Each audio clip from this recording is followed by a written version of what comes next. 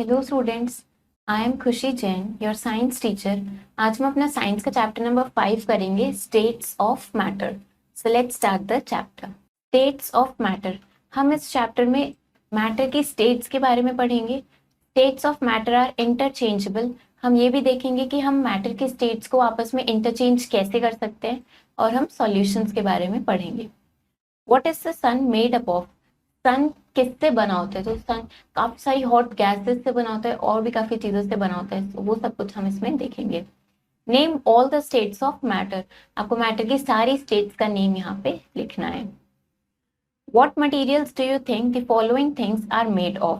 तो अब यहाँ पे इन्होंने हमें कुछ ऑब्जेक्ट्स की इमेजेस दी हैं। आपको बताना है कि वो ऑब्जेक्ट किस मटेरियल से बना है और उसका नेम आपको यहाँ पे लिखना है।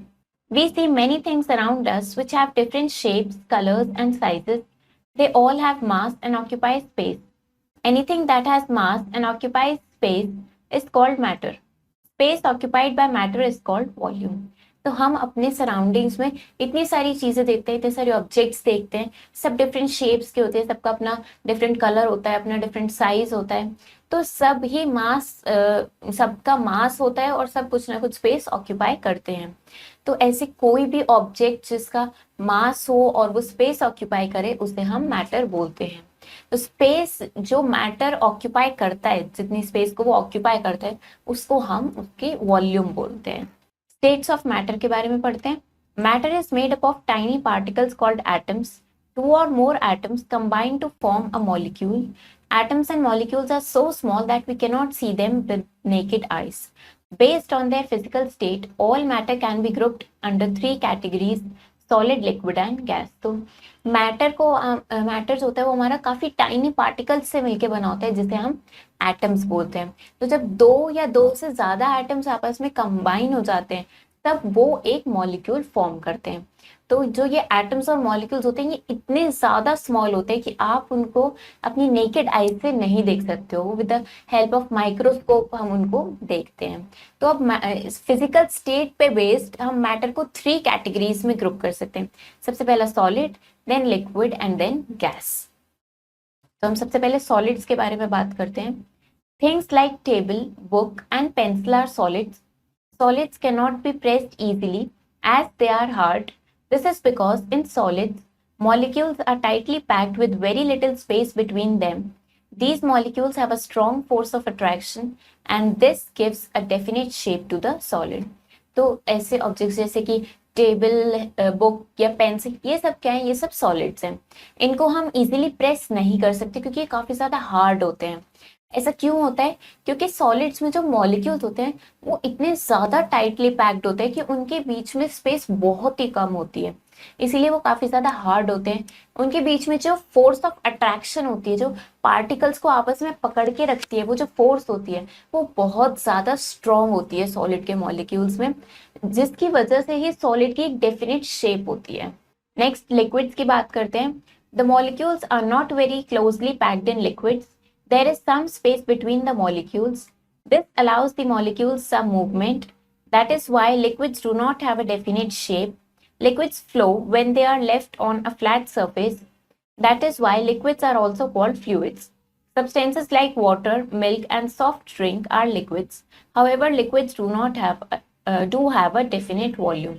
तो अब जो molecules काफी ज्यादा क्लोजली पैक नहीं होते हैं, थोड़ा कम क्लोजली पैक होते हैं, वो हमारे लिक्विड्स होते हैं, ऐसे लिक्विड्स में होते हैं।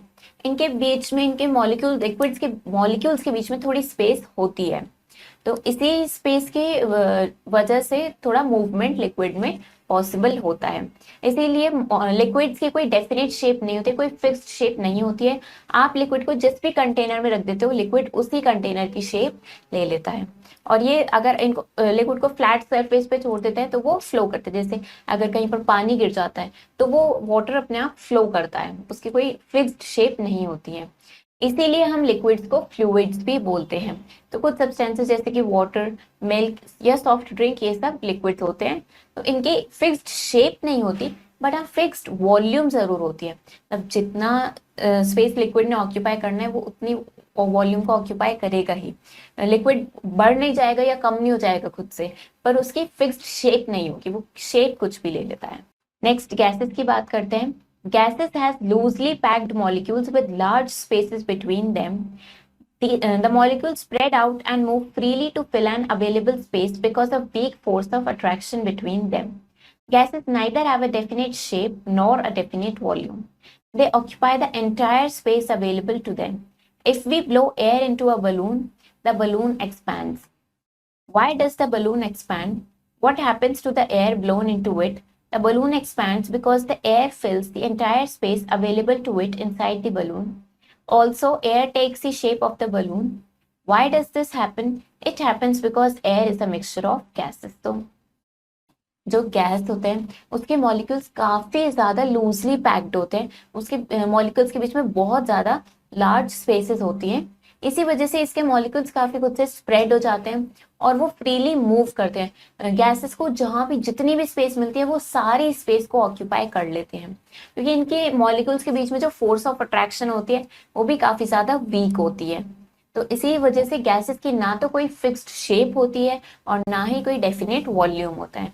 ये इनको जितनी भी स्पेस मिलती है सबको ऑक्यूपाई कर लेते हैं। फॉर एग्जाम्पल, जैसे हम बलून में एयर ब्लो करते हैं तो वो बलून क्या करते हैं, वो एक्सपैंड करना शुरू करते हैं। क्यों एक्सपैंड करता है? क्या होता है, जब हम उसमें एयर ब्लो करते हैं तो उसकी वजह से उसके अंदर जितनी भी स्पेस होती है वो सारी स्पेस वो एयर ले लेती है। तो एयर क्या करती है, उस बलून की शेप ले लेती है। ऐसा क्यों होता है? क्योंकि एयर मिक्सचर ऑफ गैसेस है, एयर में बहुत सारी गैसेस प्रेजेंट होती हैं। Right the names of any two solids, liquid and gases on the blanks. तो अब आपको यहाँ पे क्या करना है, आपको किसी भी दो सॉलिड सब्सटेंसेस के यहाँ पे नेम लिखने हैं, देन दो लिक्विड सब्सटेंसेस के लिखने हैं एंड दो गैसेस सब्सटेंसेस के यहाँ पे नेम लिखना है आपको। States of matter are interchangeable. अब हम पढ़ेंगे कि जो स्टेट्स ऑफ मैटर हमने पढ़ी, सॉलिड, लिक्विड और गैस, ये आपस में इंटरचेंजेबल होती हैं। We already know that water can exist in all the three states of matter. In normal conditions, water exists in its liquid state, but when it is heated, it becomes water vapor and exists in its gaseous state. When it becomes ice, it exists in its solid state. Like water, most other substances too change their state when they are heated or cooled. The temperature at which they change their state is different for different substances. तो हमें पता है कि जो water है वो तीनों states of matter में एग्जिस्ट करता है, वो सॉलिड, लिक्विड, गैस तीनों स्टेट्स में एग्जिस्ट करता है। तो अगर हम नॉर्मल कंडीशन पे देख रहे हैं तो वाटर हमें किस स्टेट में दिखेगा, हमें लिक्विड स्टेट में दिखता है। लेकिन जब हम उस वाटर को हीट करते हैं तो क्या होता है, वो वाटर वेपर की फॉर्म में बन जाता है और वो गैसियस स्टेट में एग्जिस्ट करते हैं।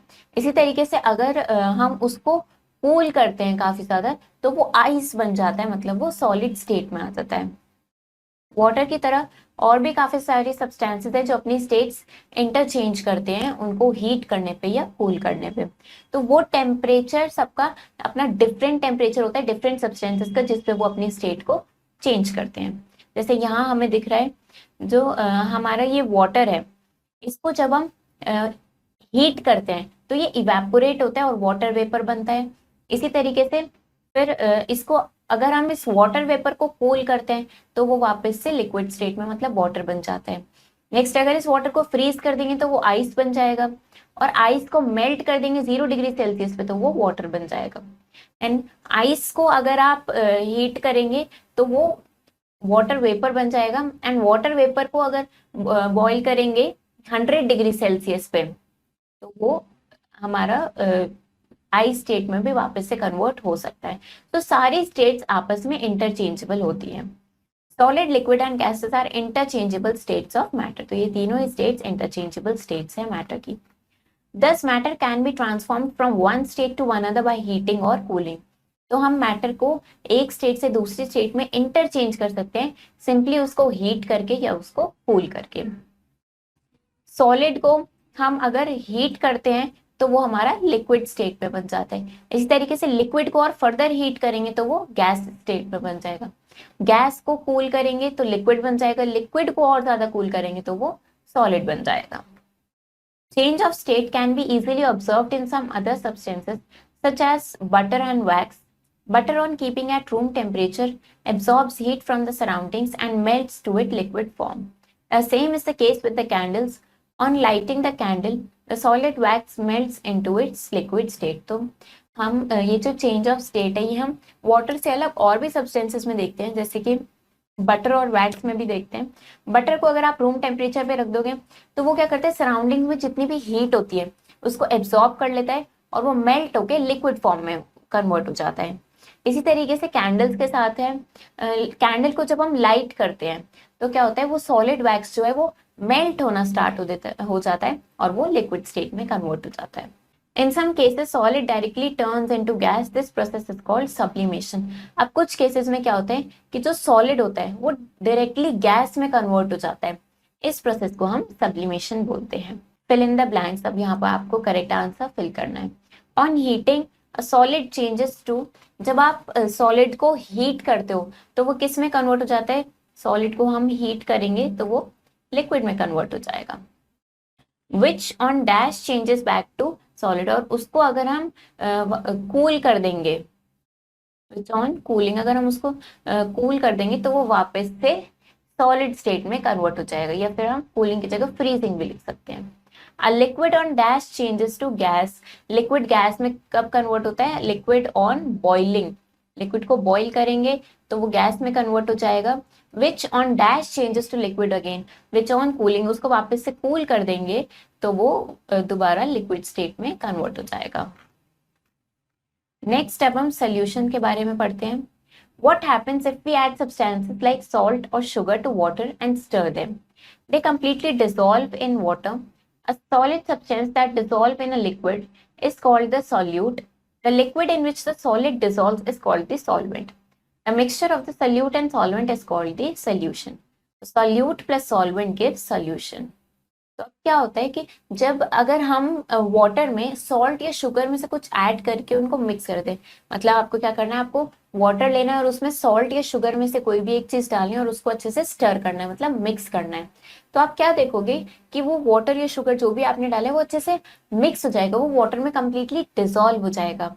तो क्या होता है कि जो सब्सटेंस आपने लिक्विड में डिसॉल्व किया, मतलब जैसे यहाँ पे हमने सॉल्ट या शुगर लिया, तो वो सब्सटेंस जिसको हम डिसॉल्व करते हैं उस सब्सटेंस को हम सॉल्यूट बोलते हैं, और जिस लिक्विड के अंदर उसको डिसॉल्व करते हैं उसको हम सॉल्वेंट बोलते हैं। और जब ये सॉल्यूट प्लस सॉल्वेंट आपस में मिल जाते हैं, ये हमारा क्या बनाते हैं, ये हमारा एक सॉल्यूशन फॉर्म करते हैं। इसी वजह से हम लिखते हैं solute plus solvent gives solution. Take a beaker half filled with water, add 4 to 5 spoons of salt to it and stir well. What happens? The salt disappears and the water becomes salty. This is because the salt gets dissolved in water. The water with salt in its present form is a salt solution. In this solution, the salt is the solute and water is called the solvent. Salt, that is solute, plus water, that is solvent, gives salty water, that is our solution. तो अब आपको क्या करना है, आपको एक beaker लेना है, उसको हाफ फिल कर देना है आपको वाटर से, उसमें 4 to 5 स्पून आपको सॉल्ट डालना है और उसको अच्छे से स्टर करना है, मतलब मिक्स करना है। तो आप क्या देखोगे कि जो सॉल्ट है वो डिसअपेयर हो जाएगा थोड़ी देर बाद और वाटर आपका सॉल्टी बन जाएगा। तो ऐसा क्यों होता है, क्योंकि ये जो सॉल्ट है वो वाटर में डिसॉल्व हो जाता है और ये हमारा सॉल्ट सॉल्यूशन फॉर्म करता है। तो इस एक्टिविटी में जो आपने सॉल्ट लिया वो हमारा सॉल्यूट की तरह वर्क करता है और वाटर हमारा सॉल्वेंट की तरह वर्क करता है। We know that in a liquid, the particles or molecules that are not very closely packed, there are therefore spaces between the particles. However, we cannot see this space. When salt dissolves in water, its particles occupy the spaces between the particles of water. तो liquid में क्या होता है कि जो molecules है, जो उसके पार्टिकल्स हैं, वो काफी ज्यादा क्लोजली पैक्ड नहीं होते हैं, उनमें थोड़ी थोड़ी स्पेस होती है पार्टिकल्स के बीच में। तो हम इन स्पेस को देख नहीं सकते हैं बट स्पेस प्रेजेंट होती है। तो जब हम वाटर को वाटर में जब हम सॉल्ट को डिसॉल्व करते हैं तो सॉल्ट क्या करता है, वो जो स्पेस उसमें प्रेजेंट है उस स्पेस को ऑक्यूपाई कर लेता है और उसमें पूरा अच्छे से डिसॉल्व हो जाता है। तो अब हम इसको सम करते हैं। Matter is anything that has mass and occupies space. Matter is of 3 types, solid, liquid and gas. On heating, solid changes to liquid and liquid changes to gas. Reversely, gas changes to liquid and liquid changes to solid on cooling. Solid substances that dissolve in a liquid is called the solute, and the liquid in which the solid dissolves is called the solvent. Solute dissolves in solvent to form a solution. तो matter क्या है, matter कोई भी वो चीज जो जिसका कुछ मास है और वो स्पेस ऑक्यूपाई कर रही है उसे हम मैटर बोलते हैं। ये 3 टाइप्स की होती है, सॉलिड, लिक्विड एंड गैस। तो हम सॉलिड को हीट करके लिक्विड में कन्वर्ट कर सकते हैं, इसी तरीके से लिक्विड गैस में कन्वर्ट हो जाती है। रिवर्सली गैस को लिक्विड में कन्वर्ट कर सकते हैं और लिक्विड को सॉलिड में कन्वर्ट कर सकते हैं कूलिंग करके। तो वो सब्सटेंस जो लिक्विड में डिसॉल्व होता है उसे हम सॉल्यूट बोलते हैं, और वो लिक्विड जिसमें डिसॉल्व होता है उसे हम सॉल्वेंट बोलते हैं। और ये सॉल्यूट जब सॉल्वेंट में डिसॉल्व होता है तो वो एक सोल्यूशन फॉर्म करता है। अब हम इसकी कुछ एक्सरसाइजेस ट्राई करते हैं। Darken the correct option in the OMR sheet, तो आपको करेक्ट ऑप्शन चूज करना है। Matter is found in dash states, matter कितनी स्टेट्स में मिलता है हमें? 3 स्टेट्स में, solid, liquid and gas.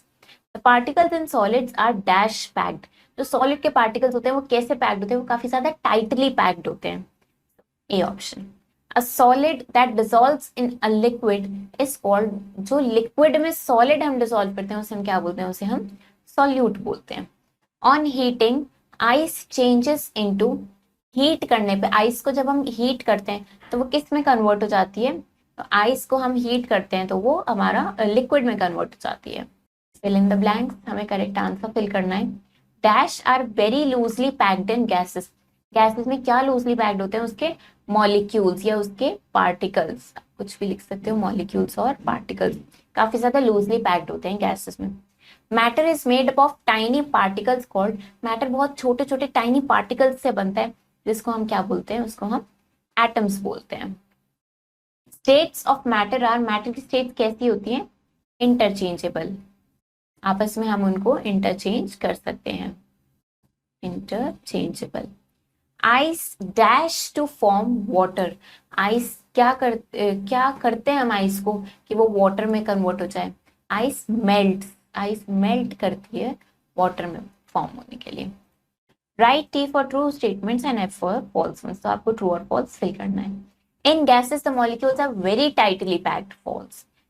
Tightly packed molecules solid के होते हैं, गैसेस के काफी ज्यादा लूजली पैक्ड होते हैं।